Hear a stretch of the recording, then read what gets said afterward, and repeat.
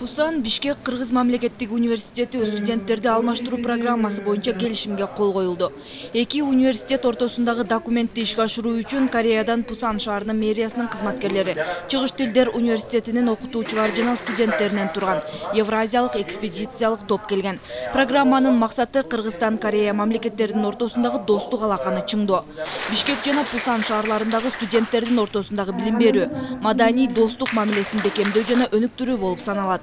Иш-чарада кореялык студенттер кыргыз тилинде, кыргызстандык студенттер корей тилинде сүйлөп таанышышты.